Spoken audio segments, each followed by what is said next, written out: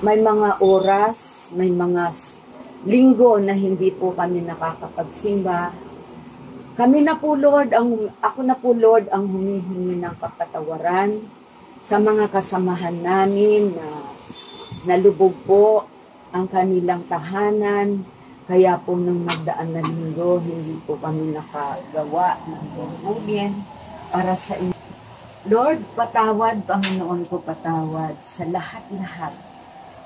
Panginoon, itinataas namin po, Lord, ang bawat isa sa amin, si Jane po, ay si Jean.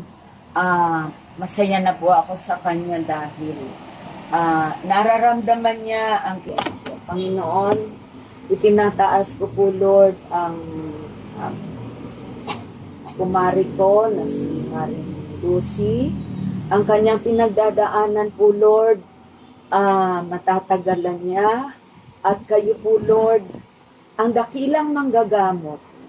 Kayo po, Lord, ang inaasahan namin na hindi po kami titigil sa paghingi ng tulong sa inyo po, Lord. Na lahat po kami, Lord, nakakaranas ng karamdaman. Pero po, Lord, nananalig po kami na ikaw po ang dakilang manggagamot. Itinataas ko din po, Lord, si Maring Sesing, si Paring Ato, ang kanyang asawa, ay patuloy po na binibigyan niyo ng lakas, ng kalusugan. At si Paring Ray naman po, ang kanyang atay po, ang kanyang nag-i-enlarge, at ang kanyang sugar po, hindi niyo po pababayaan, Lord. Naniniklugod po kami sa inyo, Lord. At ang kasama kong si Lorraine, hindi niyo din po pababayaan ang kahilingan niya na magpakabait. Kayo din po, Lord, ang tutulong sa kanya. Hindi namin kaya ang lahat-lahat na ito.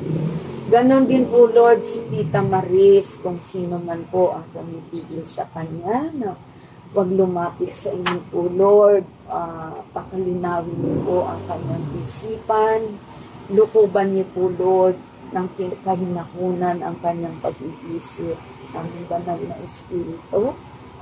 Samahan niyo po kami sa pagliwanag ng isipan ng bawat isa, at ganon din po kay Tita Bibot, na ang kanyang asawa, ang mga anak, ay si Ryan po magkaroon ng manat buhay, si Joy po, para po maibsan ang kanilang hinaharap po, si Kamalia po, Sis Insan Flor.